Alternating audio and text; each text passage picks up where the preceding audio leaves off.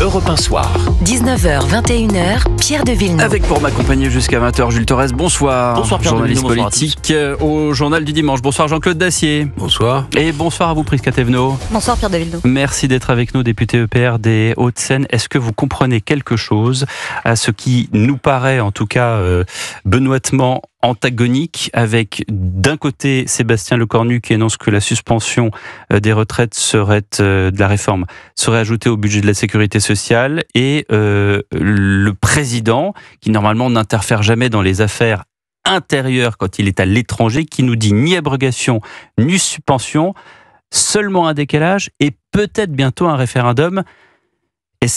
Aidez-nous à comprendre.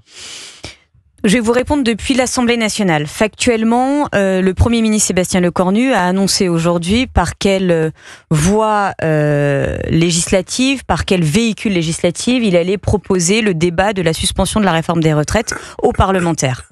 Et donc, je dis bien proposer le débat sur la suspension de la réforme des retraites. Oui. D'ailleurs, avant que je vienne sur votre plateau, j'étais en commission des affaires sociales où les 4 ministres du travail, de la santé étaient auditionnés devant les députés, et ils ont aussi rappelé qu'un débat pouvait être ouvert sur la suspension. Donc factuellement, il y aura un moment un vote sur la suspension. Je vais vous donner un grand scoop. Si la suspension est mise en débat, elle risque de passer. Je vous apprends rien.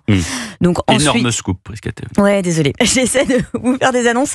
Mais ensuite, par rapport à ce que a annoncé le président de la République, je pense que c'est surtout sur la suite, parce que si la suspension est votée, la question du financement du modèle actuel continue quand même à se poser. Je te reste. C'est peut-être pire si ça passe par ordonnance, et donc c'est la copie avec la lettre rectificative, la copie qui sera donc celle de la fin de semaine, avec la suspension qui est décidée par Sébastien Lecornu. Mais la Ce suspension, sera peut-être pire que le débat qu'on pourra avoir. Non, je pense que ce qui est pire aujourd'hui, c'est de commencer à enjamber le débat parlementaire qui vient à peine de commencer, et de considérer déjà qu'il y aura des ordonnances, pas des ordonnances. Je pense qu'on a le droit de rentrer dans ce débat parlementaire sans reprendre les sujets et les prises de position sémantiques du Rassemblement national et de la France insoumise, qui effectivement ne voulaient pas de ce débat. Ils nous l'ont suffisamment dit la semaine dernière. Là, on rentre dans le débat. Le débat sur le projet de loi de finances de l'État a commencé hier. Celui du financement de la sécurité sociale va commencer jeudi. Et au vu des teneurs des échanges qui peuvent avoir lieu en ce moment en commission, j'ose espérer qu'on pourra continuer sur cette lancée. C'est ça qu'on voudrait savoir, parce que les déclarations, on les a. Ce qu'on n'a pas, c'est qu'on n'est pas une petite souris, justement, en commission, et on ne sait pas quelle est l'ambiance, en fait, d'une manière générale. Est-ce qu'on arrive à se parler ? Oui, les débats ont lieu. Les échanges peuvent avoir lieu correctement, les amendements sont étudiés, les votes sont respectés. Ensuite, il faut être très clair, ce qui se passe en commission est une préchauffe pour le débat en séance. Mais déjà, sur la forme, on peut dire que ça se passe correctement sur le débat. Maintenant, sur le fond, ça va être toute autre chose. Ben oui, parce que tout est proposé. Jean-Claude Dacier. Bon, écoutez, moi j'ai entendu le chef du gouvernement tenir des propos très clairs tout à l'heure à l'Assemblée nationale. Il a dit, répété, qu'il y aurait un débat sur la réforme des retraites, ou plus exactement sur ce qu'on peut appeler la suspension de la réforme des retraites, point. Alors ensuite, je suis tout à fait capable aussi de comprendre, comme vous, que le président ait quelques regrets devant sa loi qui est devenue une espèce de symbole et qui fait que tout le monde s'agite autour, et qu'ils disent mais non, c'est pas une disparition de la loi, on verra tout ça après le débat à l'Assemblée nationale, après le vote du budget, on verra bien.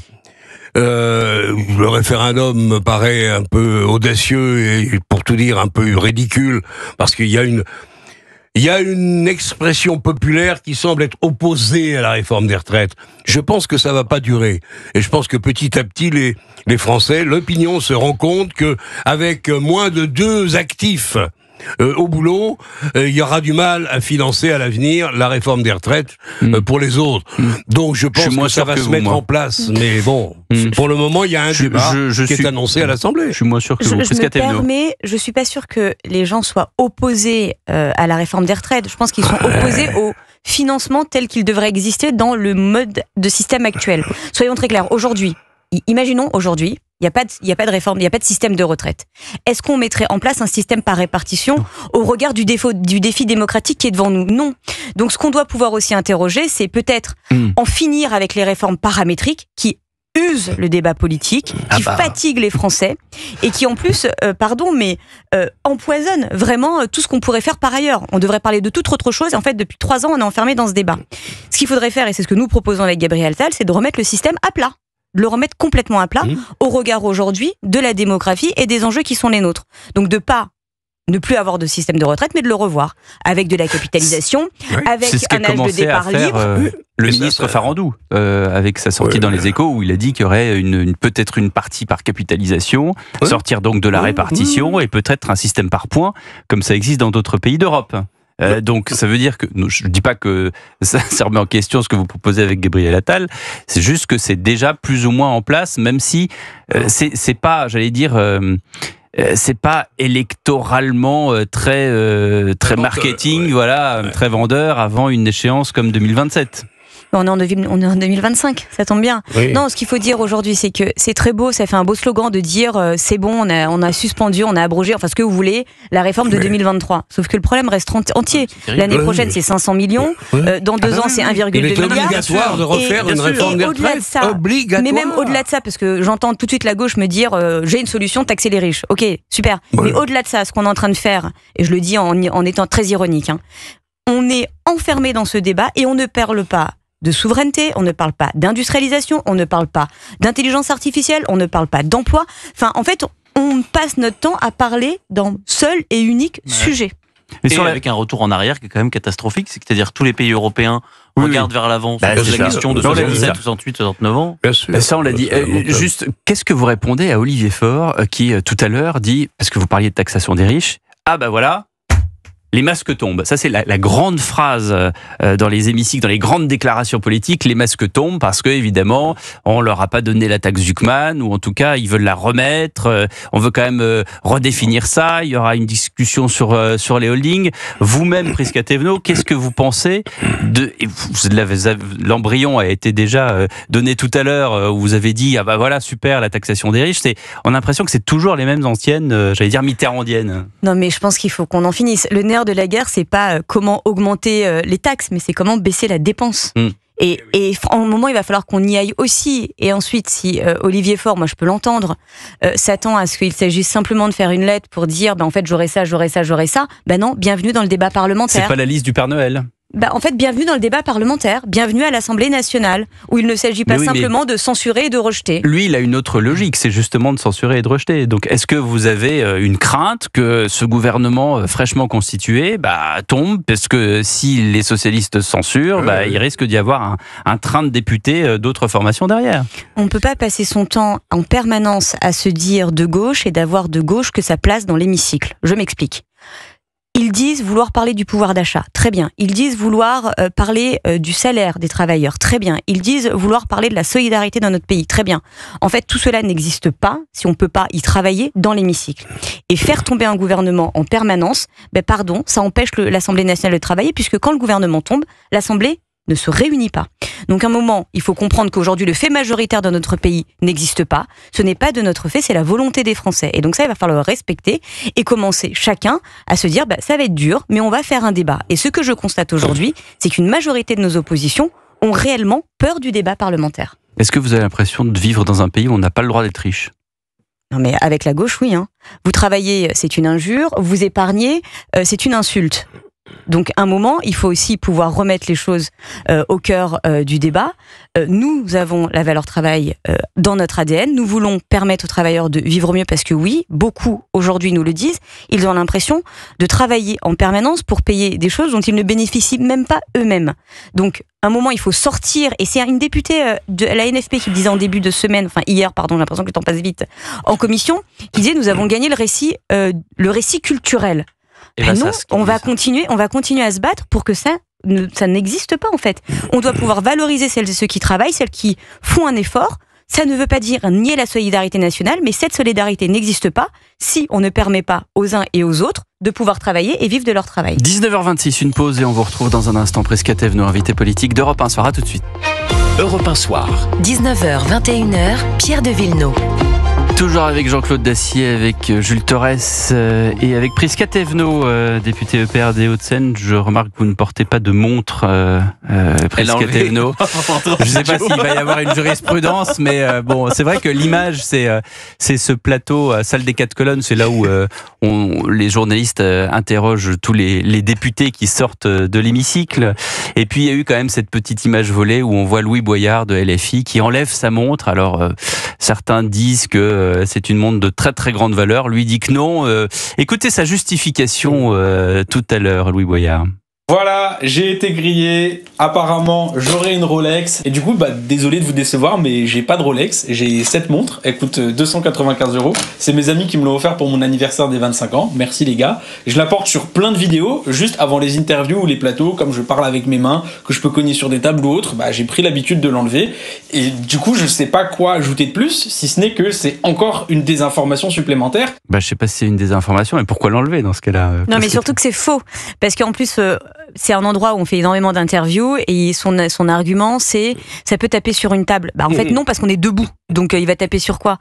Enfin, je veux dire, un moment, très bien, il aurait pu passer ça, il aurait pu...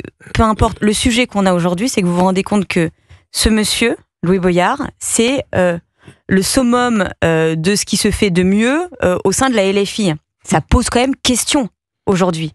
Et au sein de la LFI, qui se veut être cette capacité hégémonique de gérer aujourd'hui ce que représente la gauche dans notre pays. Et ça, c'est ça la vraie question. Qu'il ait sa montre, pas sa montre, etc. En vrai, je m'en fous. Enfin, je m'en moque, pardon, excusez-moi, c'est juste que ça m'énerve. Non, mais c'est votre trip qui parle. Et je veux dire, et qu'on soit obligé de commenter la montre de Louis Boyard qui en plus ment et éhontément, etc. C'est pas ça le sujet. Moi, ce que je lui demande, c'est plutôt d'être en capacité de travailler pour le pays, de nous faire des vraies propositions de loi, de nous faire des vrais amendements. Ouais. Or, la seule chose qu'il a réussi à nous faire en 3 ans de mandat, c'est une proposition de loi sur Netflix pour le partage d'écran. On se rend compte. Très important. Non, mais vous rendez... non, mais c'est vrai. On va pas passer non plus la nuit là-dessus. Si vous le voulez bien, enfin, je voulais quand même vous entendre. Je voudrais qu'on parle de Nicolas Sarkozy, incarcéré depuis 9h39 ce matin à la prison de la Santé. Christophe Ingrand, l'un de ses avocats, était l'invité de Laurence Ferrari tout à l'heure dans Punchline. Il a raconté la discussion dans la voiture sur le trajet ce matin. Écoutez. Il était strictement identique au Nicolas Sarkozy, aux côtés duquel j'ai la chance de travailler depuis plusieurs années. Pas un mot pour se plaindre, mais pas un mot pour se plaindre, pas un mot pour regretter des choses, on aurait mieux ou on a mal fait. Exprimer de la peur, de l'appréhension. Aucune. Il a prononcé quelques mots au moment où il est sorti de la voiture ? Oui, il s'est levé, il a juste dit bon à plus tard, il a claqué la porte, il avait des livres sous le bras et il est parti. Les personnes de l'administration pénitentiaire l'attendaient pour effectuer les formalités administratives quand on arrive en détention. Voilà, il veut montrer à tous ceux qui étaient là qu'on ne l'atteint pas. Il fait face, on ne l'atteint pas avec ça. Christophe Ingrand, l'un des avocats de Nicolas Sarkozy, c'est une première, Prisca Thévenot, dans la 5e République, un président qui est incarcéré. Comment est-ce que vous avez vécu cette journée historique, encore une fois ? Alors j'ai suivi ce matin effectivement les informations. Enfin, assez simplement, le respect de l'état de droit n'empêche pas d'avoir une pensée pour l'homme et pour sa famille, bien évidemment. Et vous l'avez ce soir ? Bien sûr. Et Jules Torres. Et le respect de l'état de droit, justement, c'est pas d'être en accord avec le double degré de juridiction, qui dit que quelqu'un qui n'est pas condamné de manière définitive ne doit pas aller en prison. Mais la question peut se poser de façon plus générale. Il n'y a pas que Nicolas Sarkozy qui est dans ce cadre-là et dans ce cas-là, puisque je pense qu'il y a énormément, je crois c'est la moitié, vous m'arrêtez si je me trompe, des cas dans lesquels ça se produit. Maintenant, je le dis encore une fois, on peut commenter une décision politique, on peut s'en émouvoir, mais on doit la respecter dans le cadre de l'état de droit précisément. Oui, Emmanuel Macron a réagi sur cette question. Le chef de l'État estime que c'est un débat légitime, celui sur l'exécution provisoire, dans une démocratie, parce que tout le monde souhaite qu'il puisse y avoir des voies d'appel et de recours. C'est un débat qui doit être mené dans le calme pour que notre justice puisse se faire, puisse évoluer dans la sérénité qui convient. En fait, la question qui est posée, c'est que on ne peut pas faire appel contre cette exécution provisoire. C'est ce que mettent sur la table les avocats de Nicolas Sarkozy. Jean-Claude Dacier. Je crois qu'on est au cœur de quelque chose qui est très préoccupant pour l'avenir de la démocratie française, à savoir un règlement de compte. On ne peut pas employer, me semble-t-il, une autre formule entre la justice et le monde politique. C'est vrai que les images auxquelles nous avons assisté ce matin étaient, je n'ose dire, spectaculaires. C'est quand même quelque chose qui, moi, personnellement, m'a frappé. J'ai mal vécu cette séquence où on voyait cette voiture avec cette nuée de motards autour pour arriver jusqu'à la prison de la Santé avec les conditions de vie que l'on connaît, l'isolement total. Bon, il va recevoir ses avocats tous les jours, il verra sa famille de temps en temps. C'est la première fois, encore une fois, qu'un président de la République est incarcéré. On va pas insister sur cet aspect des choses qui n'est pas le plus important. Encore une fois, s'il y avait pas de doute sur la culpabilité de Sarkozy... On va pas refaire le dossier, Jean-Claude. Non, je tiendrai pas ce discours, mais moi je conserve un doute profond sur la volonté de la justice de se payer au fond le scalp de Nicolas Sarkozy. Ça a commencé avec l'affaire Bettencourt. Ça n'arrête pas. Alors je veux bien qu'il ait tous les défauts et qu'il ait collectionné les imprudences. Honnêtement, il y a quelques années, les politiques faisaient à peu près ce qu'ils voulaient avec la justice. Depuis quelque temps, c'est l'inverse qui se produit, et je suis, moi, personnellement, très opposé à une justice avec des magistrats qui sont clairement à gauche, pour ne pas dire à l'extrême gauche, et qui se réjouissent de ce qui est arrivé à Sarkozy aujourd'hui. Gérald Darmanin a dit qu'il allait le voir en prison. Oui. Ça donne lieu évidemment à une polémique. Et écoutez cette passe d'armes entre Benjamin Lucas et Gérald Darmanin dans l'hémicycle aujourd'hui. La justice est parfaitement indépendante dans notre pays, c'est le cas pour tous les citoyens et Nicolas Sarkozy n'est pas une exception. Mais par ailleurs, il est tout à fait normal et c'est tout à fait légitime de s'enquérir, comme pour tous les détenus de France, mais celui-ci, avouez-le, pose des questions plus complexes de sa sécurité. Monsieur le garde des Sceaux, vous êtes décidément bien macroniste, on vous reconnaît bien là. Le en même temps appliqué à Nicolas Sarkozy, on ne peut pas être au Panthéon une semaine et à la Santé l'autre, on ne peut pas glorifier Badinter et piétiner, tergiverser avec l'état de droit la semaine suivante. Il est tout à fait normal que dans la séparation des pouvoirs, l'exécutif ou le législatif vienne voir ce qui se passe en prison. Vous ne vous en privez pas d'ailleurs. Votre groupe, ainsi que le groupe de la France Insoumise, a visité plus de 10 fois Monsieur Georges Ibrahim Abdallah, condamné définitivement pour crime à perpétuité pour assassinat. Je pense que tous les détenus, qu'on soit parlementaire ou ministre, puissent voir les conditions de détention. Un peu de hauteur, monsieur le député, vous grandirez. Qu'est-ce que vous pensez de cette réponse du ministre de la Justice à Benjamin Lucas, député écologiste et social des Yvelines, Prisca Thévenot? Benjamin Lucas a cherché Gérald Darmanin, il l'a trouvé. Et je pense qu'à un moment, il faut aussi se préparer quand on recherche à créer de la polémique là où il n'y en a pas, à être prêt à se recevoir aussi ces cas de vérité directement à l'Assemblée nationale. Donc vous soutenez Gérald Darmanin, bien sûr. Bien sûr. Gérald Darmanin le dit assez simplement. En tant que garde des Sceaux, il est de son devoir aussi et de sa responsabilité de s'assurer de la sécurité de tous les détenus de notre pays. Et vous conviendrez que Nicolas Sarkozy est un détenu un peu particulier et spécial qui risque, pour plein de raisons évidentes, pour sa sécurité. Et donc, il n'y a pas de traitement de faveur. C'est juste, au contraire, faire en sorte que sa sécurité soit garantie pendant sa détention. C'est aussi simple que ça. Ça fâche la gauche, ou en tout cas Monsieur Lucas, il a eu sa réponse.